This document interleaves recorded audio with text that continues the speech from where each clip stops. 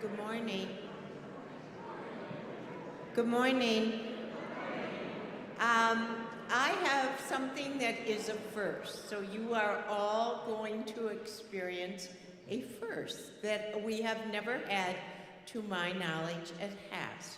But unfortunately, our speaker who was going to speak to us on empathy and listening did not appear. And we have not been able to reach her, and we hope that something has not happened to her. Amy is continuing to check that out. I am not prepared to speak to you on empathy and listening. Just in case, do I have a volunteer in the audience who may have a little pocket on empathy and listening? So what we are going to do is Amy has found a YouTube presentation, which is the power of empathy. So after I go through my announcements, we will watch this, and it's by Helen Reese. So that will be up here on the screen. So those of you at home, welcome. And you should also be able to view this. It is 17 minutes long, so you're going to get out early from the monthly meeting. And whoa, this is just an interesting situation for us. I was looking for Milt. Sometimes he has a little program in his back pocket, but I didn't see him. Top it all off, thanks to Josh, they finally got the projector working, because when we arrived, the projector was not even working. So this is an unusual day, I would say that. First and foremost, please turn off your cell phones. Appreciate that. And second, just a few announcements that I would like to make. I would like to share with you that our Hemlock Park Observatory, which is available, is meeting on November 11th from 6:30 to 10. We still have 2 spots available there if you are interested. And of course, I know you've been looking at Turkeyville up there for a Christmas luncheon. I have been told the turkey there is excellent, and the show is worth seeing. So we still have the opportunity for you to sign up. There are still seats available. And then on November 13th, we will open the sign up for the tour of the Capon House, and you will get to see it all decorated for Christmas. And that's gonna have very limited, I think we're only about 25 people will be able to enjoy that tour. But remember, Isaac Capon was the mayor of Holland, and they might even give you a little history of his interesting background with his 2 wives and his 11+ children. So, and finally, it's hard to believe, but Amy is going to be looking for nominations. I know the year is whipping by on us. So in January, she is going to be pulling together the nomination committee for next year's slate. So wanted to make you aware, if you have interest in serving as a member of at large, please let Amy know. If you have interest in being on the nominating committee, please let Amy know. We love to have our members participate in that. So let me see if Amy can give me the high sign. Are we ready for our, what? Oh, I didn't give the new members. We're just doing a little stall for time here, hoping. Hoping beyond hope, aren't we? I'm glad you are all such a great audience. First of all, we have 771 members, which we are very pleased to have that. Yes. And you know, in January, if you have anybody who is interested in joining and has sort of been on the fence about it, in January, our membership fee drops to $90 for those months up until we start collecting again in July. These are our new members that have joined us. They are Carl Fahler, Mary Kennard, John Yonker, Elaine Yonker, Barbara Vincenzi, Randall Phillips, and Jill Kuhlman. So if you happen to be in the audience today, would you please stand up or raise your hand?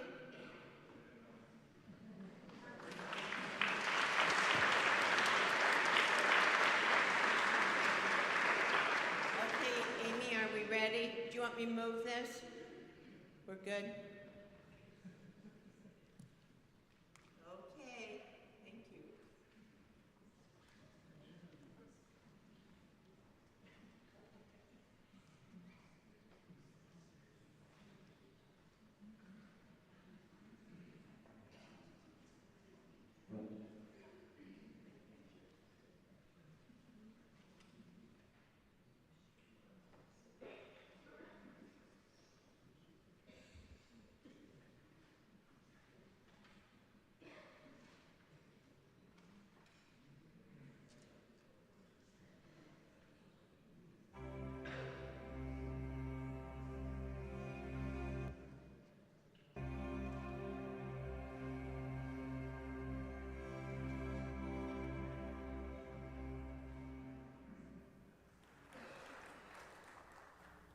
Before I became a psychiatrist, I have always been fascinated by human connection.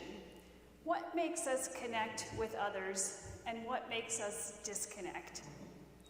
All of us at some point have been on a plane when we have just settled into our novel, we're listening to music or getting our work done, when suddenly the air is pierced by the sound of a shrieking baby.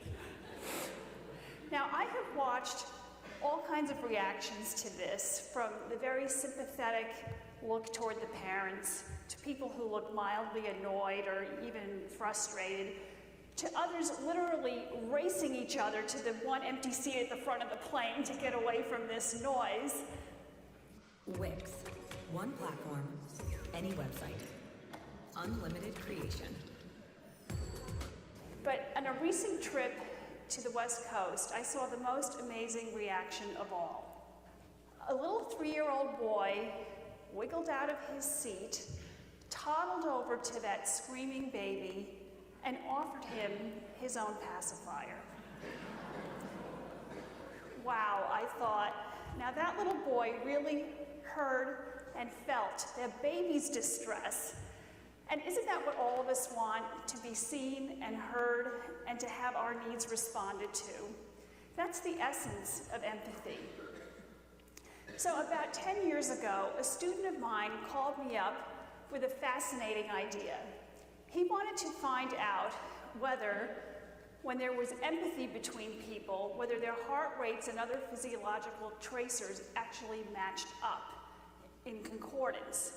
And he wanted to recruit many doctor-patient pairs who were willing to have their sessions videotaped and to be hooked up to monitoring during those sessions. It took a bit of arm twisting for me to agree to do this, but it turned out to be a career-defining decision. One of my patients who agreed to participate was a young college woman who had come for help with weight loss. She made progress in many areas, but not this one. So we were hooked up to this skin conductance monitoring, which it turns out actually can show whether two people are in sync, as you see on this slide, where the physiology actually mirrors one another between the doctor and the patient, or if they're out of sync, or if there's discordance. So later that afternoon, my student called up and he said, "You've got to come over and see this." So I went down, I looked at our tracings, and I was blown away. This calm, very self-confident appearing woman, very articulate, turned out to have massive anxiety. So our tracings were actually quite in sync, except that hers was going like this, while mine was going like this. And I had not realized what was going on inside of her. When I showed the tracing to her, she said, "I'm not surprised by this at all. I live with this every day, but no one has ever seen my pain." Not only as her doctor, but as a fellow human being, this moved me to the core.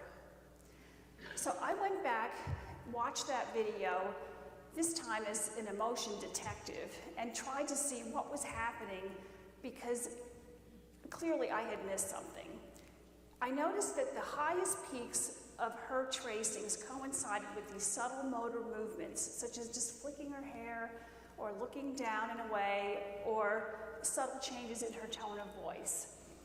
Our work continued, and as I paid attention to these signs and responded to them, our work went to a much deeper level. She unburdened herself emotionally and started to exercise for the first time in her life.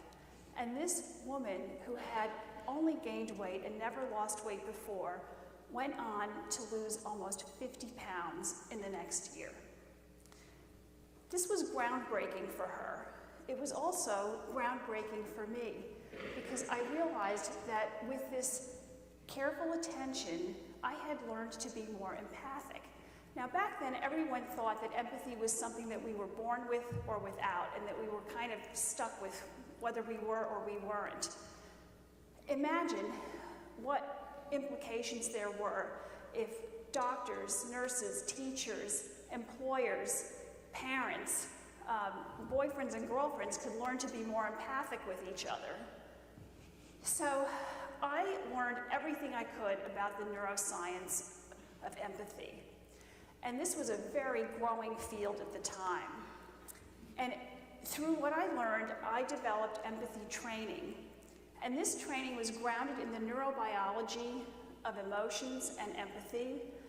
And the training went on to be tested in a randomized controlled trial at Massachusetts General Hospital, where doctors that were rated by their patients were rated much more higher if they were trained on, "My doctor really listened to me, really showed care and compassion, treated me like a whole person, and understood my concerns," some of the components of the empathy scales, than the untrained doctors.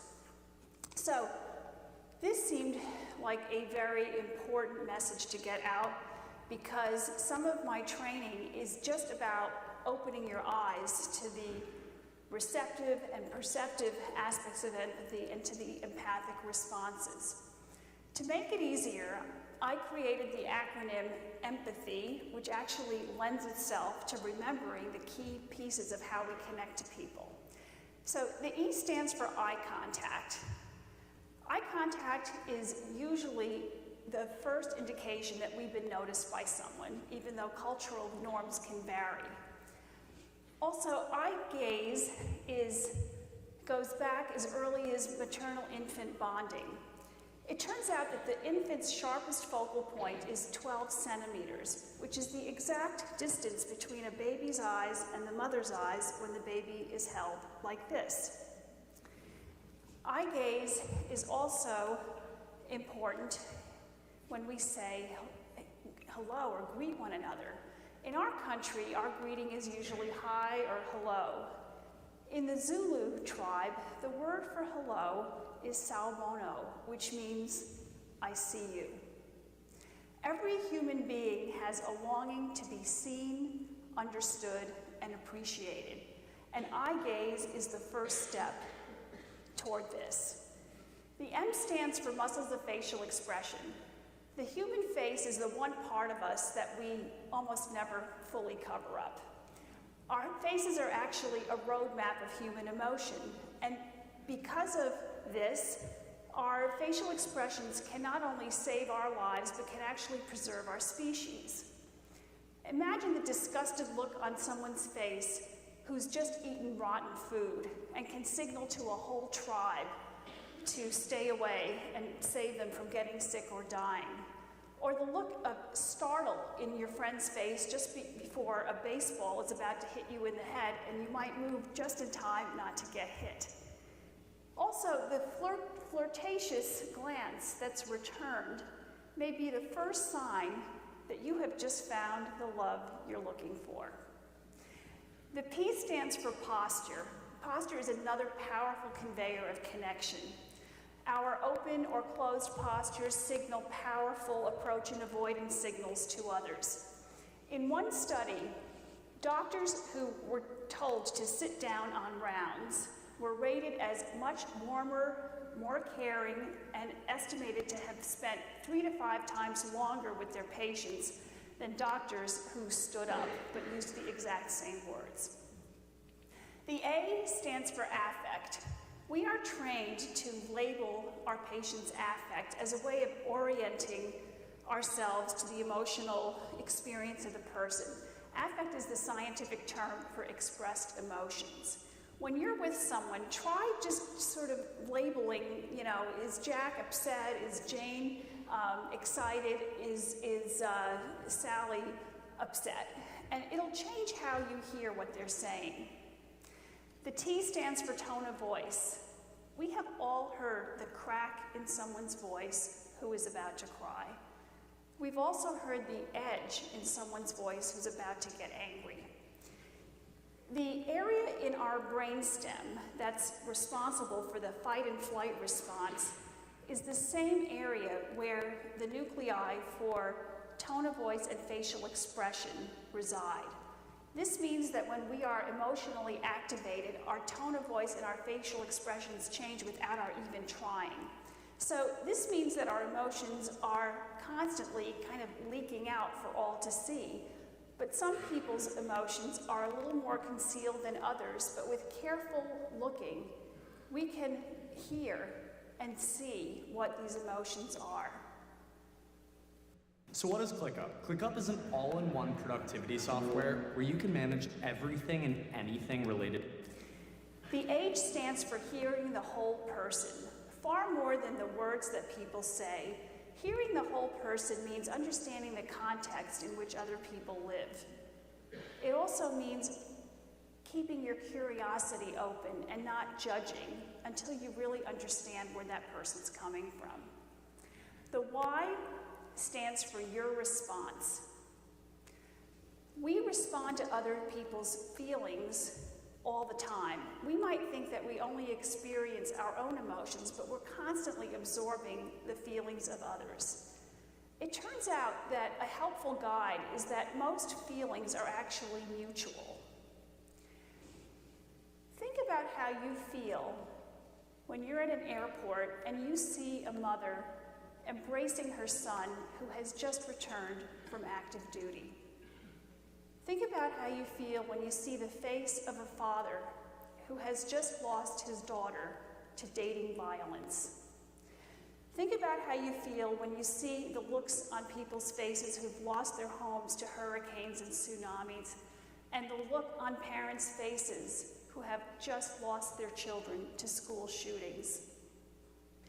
Our inner experience and feelings mirror those of others. Our human brain is actually hardwired for empathy because our survival depends on it.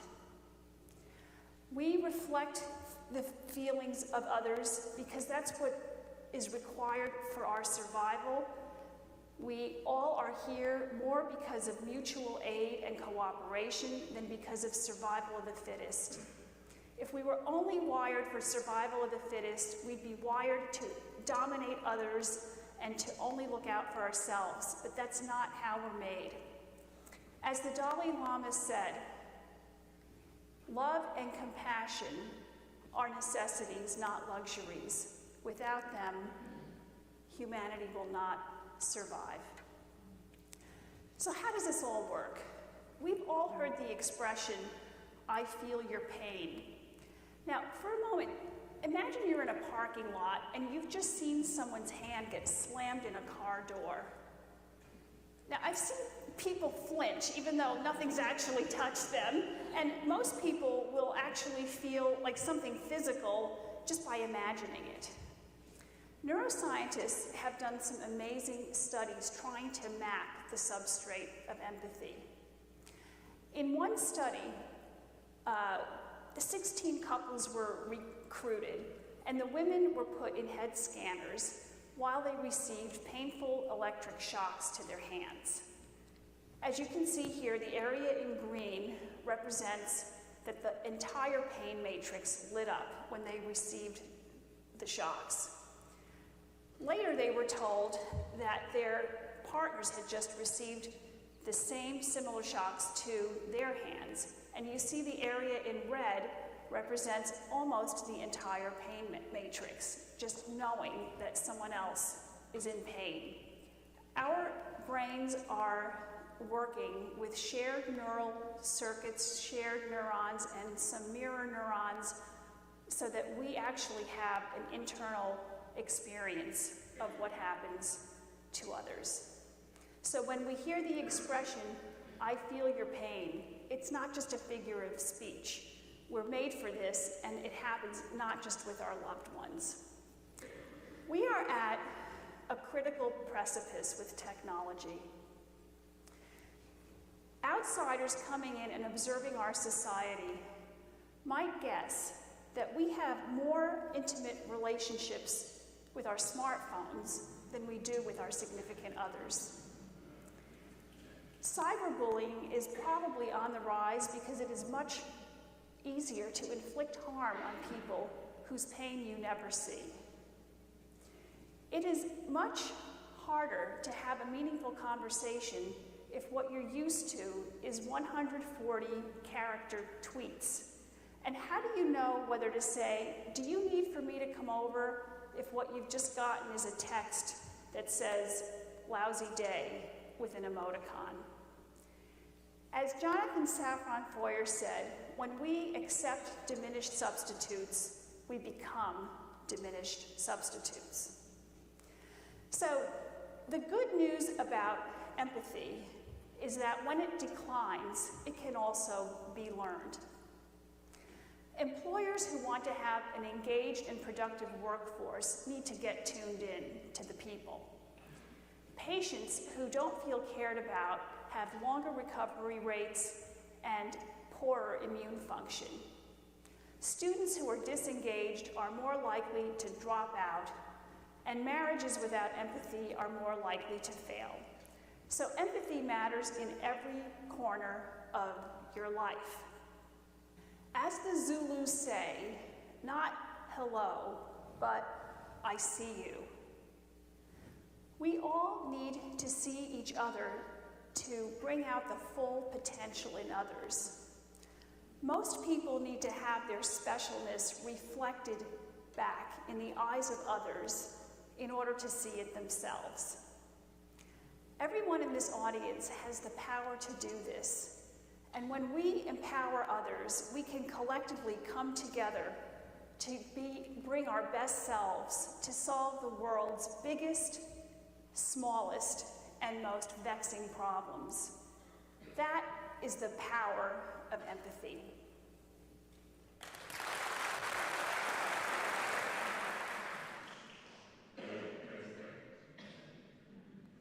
You're not a child, you're a man, so stop wearing so many layers to go outside.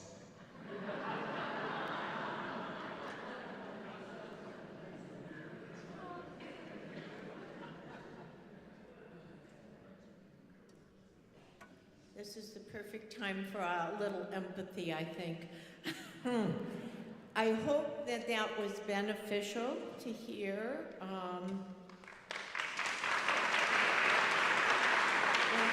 Maybe we learned some things that we all can do better to make our community and the world in general a better place.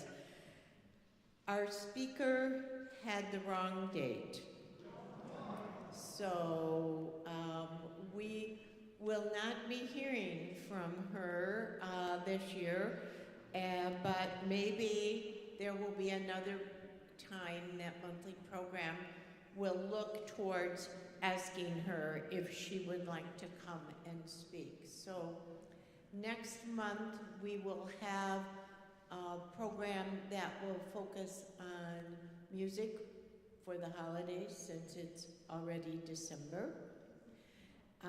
The shuttle, for those of you who rode on it, will come and pick you up. Boy, there's a lot of logistics that go on when you have to rearrange something. I'm sure many of you realize that in your life.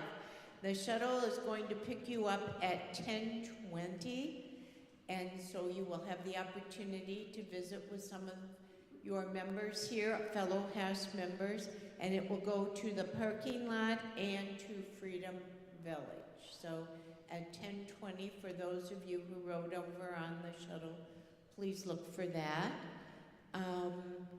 Today, as you know, is Election Day.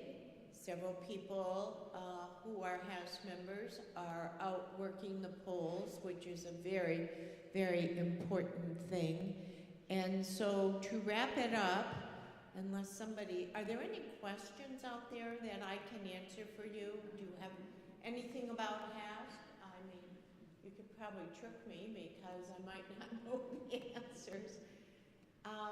But I had prepared 3 quotes, and I thought they were just for us to think about, because one of the tenets of HASP has always been to become engaged in civil discourse.